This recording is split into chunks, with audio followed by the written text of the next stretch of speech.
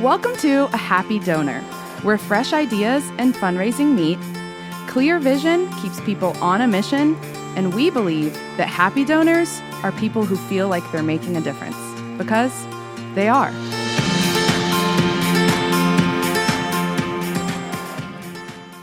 What's going on, all you happy people? I am your co-host today, Steve Parker, joined by my good friend, Mark Goodman of Hello Donor. Hey, it's so good to be here. Mark, you're looking handsome. Oh, as always. I know. We have somebody in the room who really makes us, really happy to be here. And, she's just a phenomenal person. Loves her mission and her ministry. Beth, Mission Increase Area Director, thank you so much for being with us today. My pleasure. Great to be with you guys. Thanks for having me. Yes. You got, folks, this is episode number 3 of A Happy Donor. We're thankful for y'all tuning in with us here today.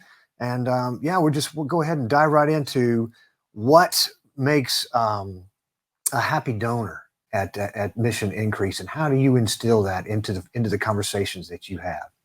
Yeah, that's a really good question. Yeah. I love that, happy donor. I think I'm going to start using that, actually. That's beautiful. Happy donors, I think, are people who are treated by the faith-based nonprofit leaders and the causes they love as team players in the organization.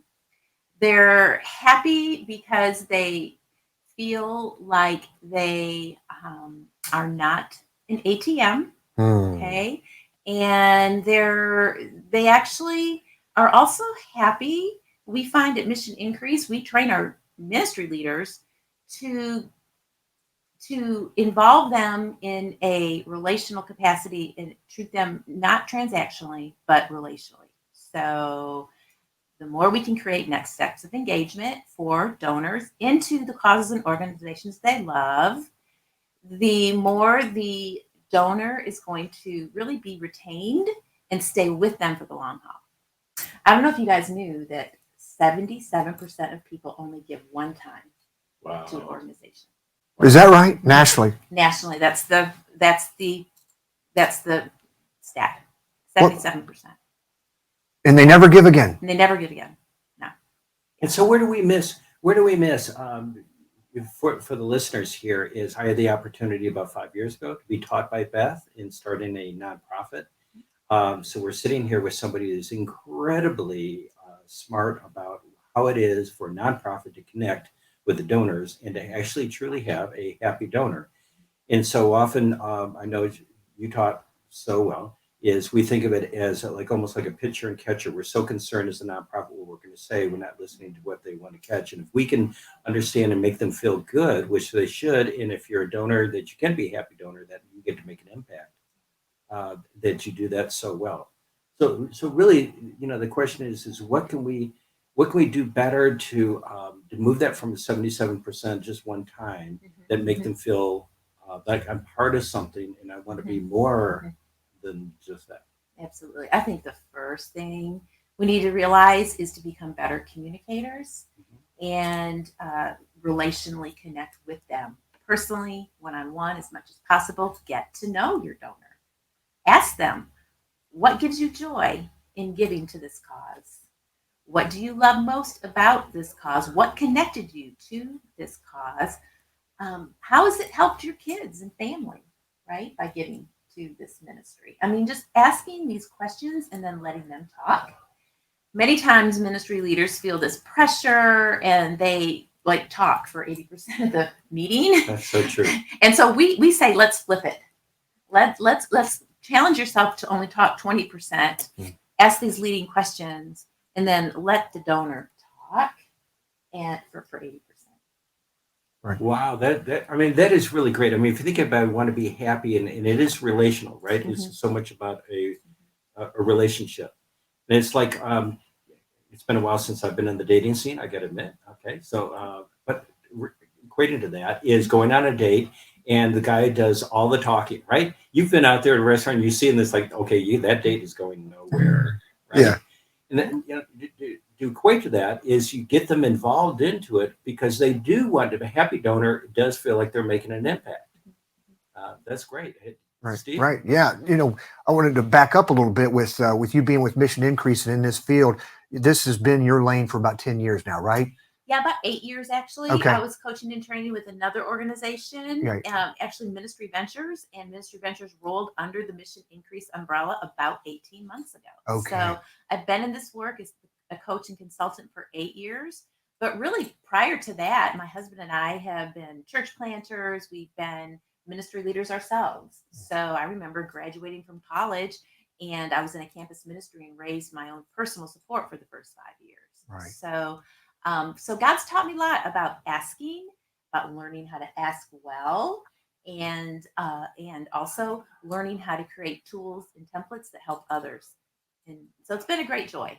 No, that's massive. Can we talk about that? Learning tools, how to impact others, right? How to ask others and invite others into the work. Yes, Yeah. There's skills and habits that you can learn as a fundraiser that will bleed over and help these happy donors stay with you, truly. And that's really the key. Right. Why is it you suppose nonprofits as a community didn't have this information or were not cognizant of this type of importance 5 years ago, 10 years ago, 15, 20, whatever the number, right? We're always learning all the time with it. Yeah, right. So again, I think it's a mentality that needs to be changed. And a lot of the ministry leaders that come to us are good-hearted. They're very passionate about the work God's called them to, whether it be foster care ministry, sex trafficking, you name it, Sure. right? Very, very passionate about the cause. But honestly, it's like someone who loves to bake. I love to bake. But then you ask me to open a bakery. That's a whole nother skill set. Ah, good. I love how you type that together. And so that is honestly what we find so often. You're asking me now to run an organization, know some business skills, but more importantly, in our lane, learn how to ask people and ask them well, where they don't feel like an ATM, where they have sustainable income coming in from different income streams. And because you treat a monthly donor who gives maybe $10, $50, $100 a month, in some ways a little differently than you do the $10,000, $25,000 a year donor. Those are your major donors. And so most ministry leaders don't understand that there's like a different skill set and a different path for different types of donors at different levels. That's a great point. And I heard a stat before, and I'm not sure if I have it exactly right, but some of the recurring givers, the average nonprofit, 90% of them quit saying thank you after 90 days. And it's amazing. I got to be honest with you, Steve. If you want to send me a check, my wife and I a check every month, I promise you, I'm going to say thank you over and over again every single time. And it's as simple as that. And whether it's $10 or whether it's $10,000, thank you. You're making an impact, and that has changed. It used to be, aren't you as the nonprofit doing amazing things? But now, aren't you amazing as the happy donor? You now are the hero of the story.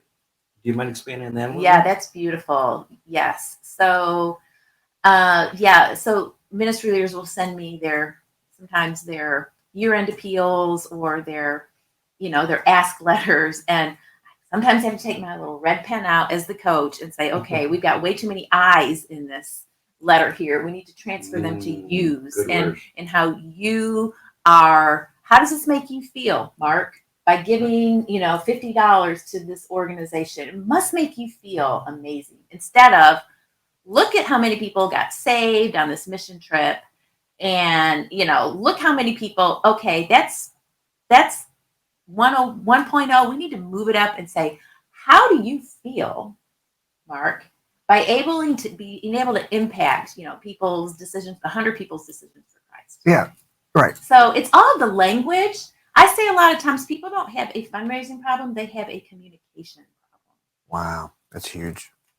Yeah. Boom! Drop the mic. Right. We can go home right now. It's really simple. That is not. It is just simple, and that's really kind of the amazing lights that go on in the ministry leaders' lives. It's like, oh, it really isn't that hard. But and so the lie of the enemy that says that they're not a fundraiser, it's so hard, and it feels like begging. All these mindsets get to be changed when they sit in our trainings with Mission Increase and begin to unpack some of this stuff and begin to elevate some of the truth and really just give them practical, simple steps.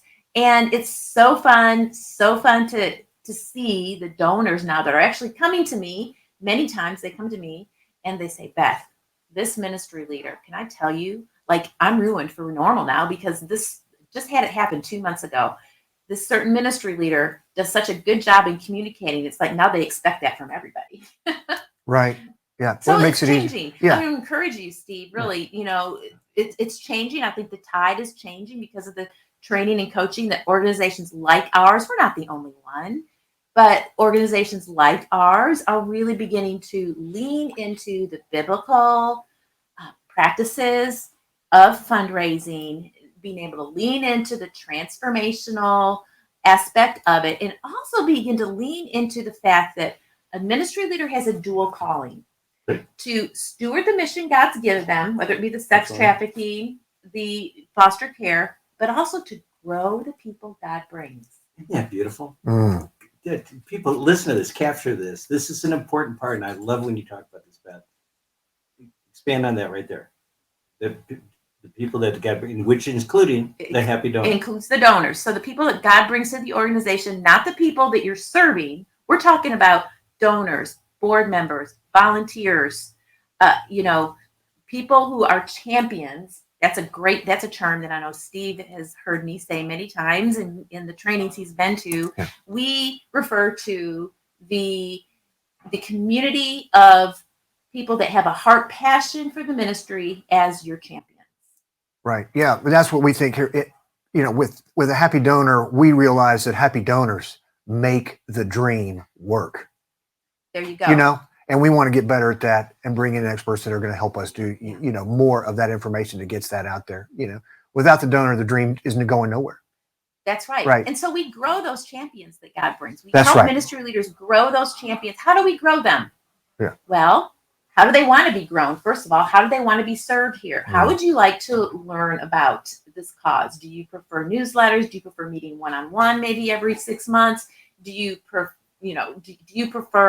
us giving you maybe content to share on your Facebook or other social media feeds? How would you like to share this cause with your friends?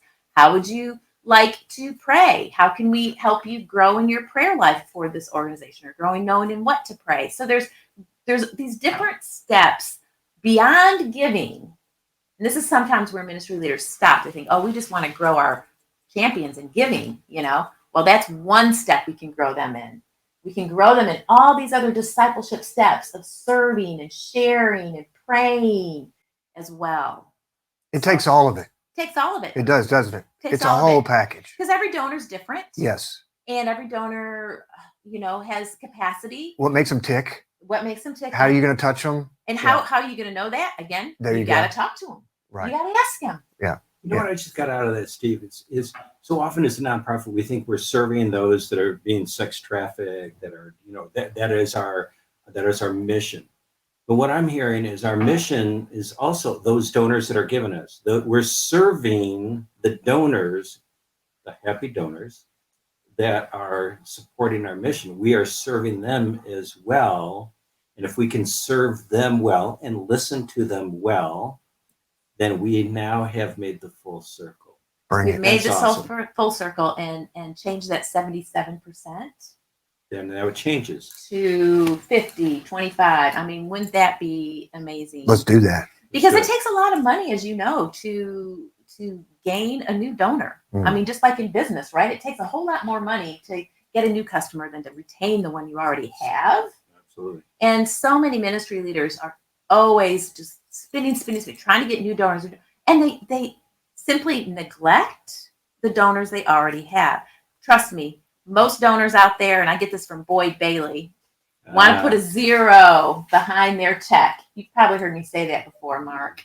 They want to, they have capacity to, but they don't because they aren't communicated with well. They feel like an ATM. Maybe they don't trust in the skill set of the ministry leader. So that's why we're here. Yeah, and you said this offline. They haven't been invited. Fundraising is inviting, right? You'll get to 0 if they feel like they're being invited and part of the impact on the story, right? That's right. Yeah. I love that word, invitation. Well, we're going to need to wrap up here soon. I've loved the opportunity. Would you share a little bit about Mission Increase and what you do and how we might be able to help some of the nonprofits that are listening? Yeah, I would love that. So, yeah, I am just privileged to be the area director here in Atlanta. Mission Increase is in about 20 communities and cities nationwide, and we have we are able to offer all of our coaching and training at no cost to the ministry leader. So this is a wonderful, wonderful distinctive we're able to offer because of our local advisory board. We have very generous donors on our local advisory board here in Atlanta that funds the work. And it's just such a blessing. Right now we have about 135 ministries that have created accounts with Mission Increase, which again is at no charge. So if you're a 501c3, please, get with me, really. Email me. I'll give you the login in terms of getting your account set up. Then you can come to all of our trainings. You can have access to our online content and then be invited into a deeper level. Once you come to the big trainings, like about 30 people when we're not COVID, right? I train about 3 places in Atlanta quarterly, about 30 people each. So then once they hear this content and hear the workshop and get the tools that they need one-on-one coaching, I'm here to help them with that. That's awesome. Love it. You have amazing impact. We thank you for everything you're doing with you. Mission Increase. Love it. If you want to hear someone preach and teach and love at the same time, Beth Bennet knows how to bring that. Absolutely. Yeah. Thank you all so much for joining with us today. Please come back and see us soon. Did you do that? Love it. Awesome. Love it. Thanks, Awesome. guys. Appreciate Thank you, it. folks. Y'all have a Thank you great very day. much.